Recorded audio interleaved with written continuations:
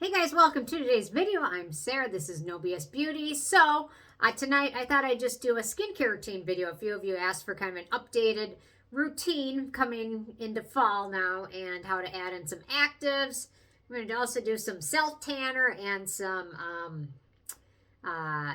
dermaplaning with one of these little guys before the spray tan.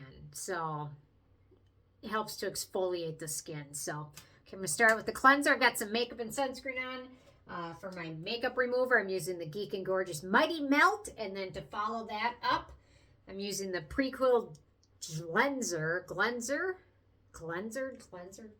Yeah, you get the point.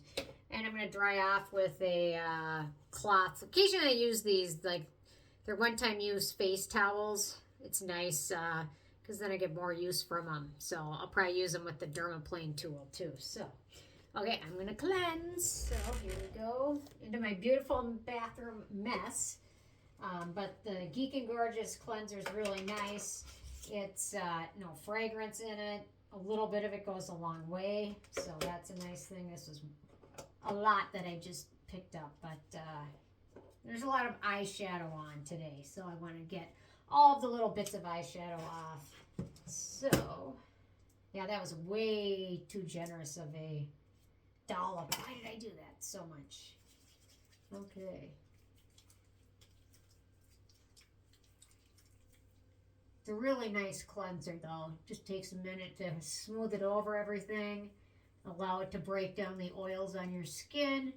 For me, the toughest part to remove is usually my mascara. I use a tubing mascara, which can be notoriously kind of easy to remove, but difficult at the same time in a way, just because of doesn't run or, you know, stain like other mascaras when you remove them. Like, it doesn't like melt, but these kind of remove in like little tube type vessels, tube container things. Okay.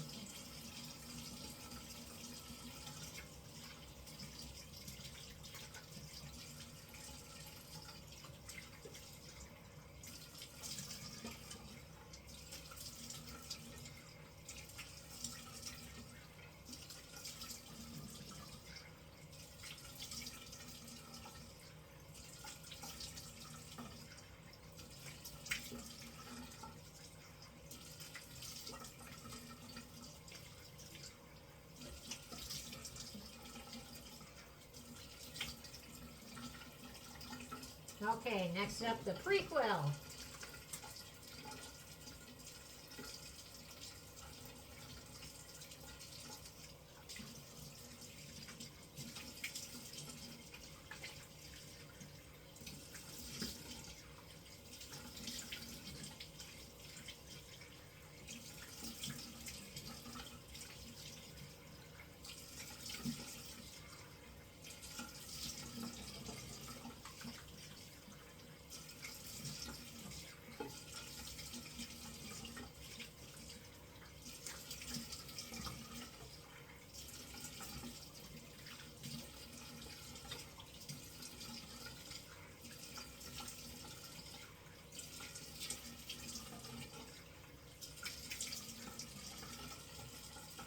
There we go.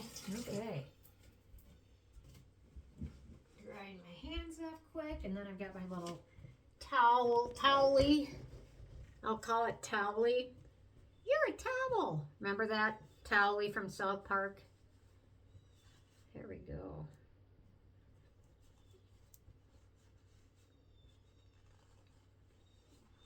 So I did that. I'm going to do a quick dermaplane, which just removes kind of dead skin cells on the top of the skin and any like vellus, like super fine hair. I like to do it before I do a spray tan, because I've got a membership now that I can do a spray tan at. But I also like to put a little bit on my skin myself, so I'm going to apply this stuff. And I'll link to everything below. I need one sip of my Sprite. I've been so bad. I was doing so good not drinking any sugary pop, but the last week it's just been so good. I don't know why. So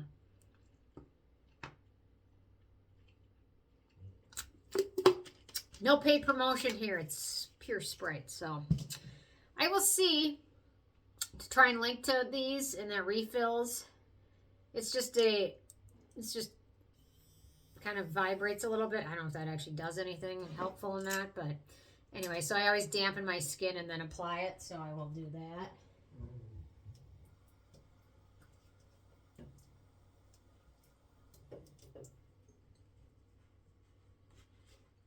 And I usually do it in the mirror, so will that work? Can you guys see it from here? Oh, so this isn't really per se dermaplaning. Dermaplaning is more when somebody that's an esthetician uses like the real tools on it. They usually use like a scalpel and other tools, and they probably get more of the dead skin off than this does, but for me on a budget this does pretty good. There we go. Yeah, I think the refill little blades, I only use them like once or twice. I think the little refill blades are not too expensive. But obviously an esthetician uses something with much more power, with a good technique. My technique probably isn't very good because I'm just trying to get the basic areas.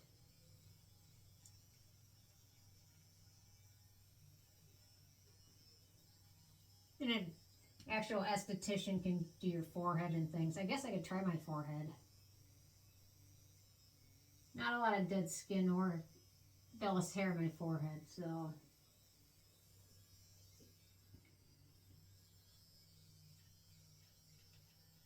There we go. I like just doing that before I do a spray tan, just to help exfoliate. So for one more little exfoliation, I'm going to put the Geek and Gorgeous Smooth Out on a cotton pad, or you can pad on your skin. They have larger sizes. I just like these little travel sizes. They're pretty handy, and it takes me a long time to go through the big bottle. But I got the big bottle of my favorite one, which is Calm Down. But this one is Smooth Out. It uses AHAs, so it's more exfoliating. The Calm Down is more for acne-prone skin or fighting off blackheads or pore problems. There we go.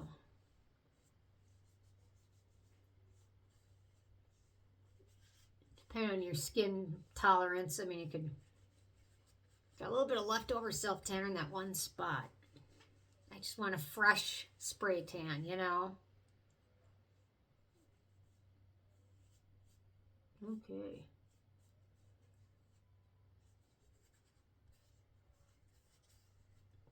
There we go. Okay, I'm going to give that a second to kind of soak in. Just going to fan it. Okay, I think it's pretty much soaked in. So now I'm going to apply a few drops of this. It's a fragrance-free self-tanner. I really enjoy it. Tomorrow, hopefully it gives me a little bit of a tan, and then tomorrow when I go in the spray tan booth, I'll get the rest of everything. So, but this one's really nice, and so far so good with it. It's just a liquid. And I, so far, haven't screwed this one up, but the other ones I have, I've kind of screwed up by applying either too much, or applying not enough, or not letting it soak in enough before I applied another product, so then it didn't really result in any tan at all. But I found this company, or this brand's products, to be more user-friendly, so I'll link to those below. A little bit more. There we go. And then hopefully tomorrow when I get in the spray tan booth, I'll even out the rest of my body. So it all looks with a little bit of tan, just a light tan. There we go. And then I have their mist. I'm just going to mist my face a couple times, and then I'm going to give it a second to soak in. But their mist is really nice. Again, no fragrance. Kind of, for me, I feel like it's dummy proof, but now I'm going to wash my hands because nobody wants self-tanner on their hands. Maybe time to replace the hand soap. Okay. definitely will want to keep washing your hands whenever you use self-tanner. And you know what? I'm still pretty good about washing my hands and things. And I still get orange on my hands or self-tannering. I don't know. Okay, so while that gives that a second to soak in, I'm going to apply my eyelash product, which is, this is just the generic for Latisse. I think I got it from Nurex, or there's a couple of those, I don't know, what do you call them, like kind of telehealth type companies. They also will do prescriptions for like retinoids and prescriptions for melasma products with hydroquinone and things like that. But some people find them pretty handy. Okay, and then you just get a little brush and you apply it. I'm really not into the disposable brush. I get it. It's your eyes. You don't want to be using the same bristle on. Yeah, I get it. It's a sanitization thing, but then I always put a little bit on my eyebrows. There we go. Anyway, so far, I don't use this every day. Like they recommend, I typically use it a couple times a week. I just think every day is too much. My eyes start to get kind of dry after that. And yeah, so I prefer it a couple times a week. So, okay. I feel like the suntan stuff is soaked in pretty much. So I'm going to move on to my next step, which is the SkinMedica TNS bottle serum, which I love. It's really wonderful. I try and use this early in my routine so it gets the most benefits. But packaging on a $300 product is terrible. I can't believe they haven't fixed this yet. But anyway, here we go. I try and use it as sparingly as I possibly can because I don't want to spend more money on it. So I really just try and use a very small amount on the specific areas that need the most help, which is my forehead, around my eyes, and around my mouth. And then whatever's kind of left over that hasn't absorbed, I just smooth onto my cheeks and my chin, which aren't my biggest concerns. My biggest concerns are wrinkles around my eyes and mouth. Those are in my forehead. Those are my biggest worries. Oh, Ike, it's okay. You can go out. I think Ike is bored. He sounds bored. Okay, so on my neck, I'm going to apply a little bit of this, which is the SkinMedica Ceramide Treatment Cream. I use this one on my neck because it's got a good moisture base to it. It's pretty thick, but it's cheaper than having to use the TNS serum on my whole neck. I'd probably be going through a bottle of that like a month if I used it absolutely everywhere, but I think this is a good compromise. I still get the good fibroblast condition media, just not in as large of amount, but I still get the moisture for the wrinkles, and my neck is always pretty dry, so. Okay. Next up, I like to sometimes give it like a second to absorb things like that, but because I'm recording it, I'm just going to keep going. Okay, I'm going to apply a little bit of my, I'm thinking which one I should do. I'm going to apply a little bit of the ordinary copper peptide serum over it. And this is nighttime. I apply lots of thick layers at night. So, I mean, you don't necessarily need to go for all of that, all those thick layers. But I like to get as many good products as I can on so I can soak into my skin while I'm sleeping. Hi, Ike. Why don't you go outside?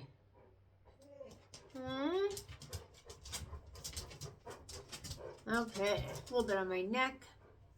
Need water? I guess he needs water again. Hang on one second. There we go. Want some fresh water? The bathroom is definitely next on the list of things to remodel in this house. This bathroom is dated probably the original bathroom. That was when the house was built.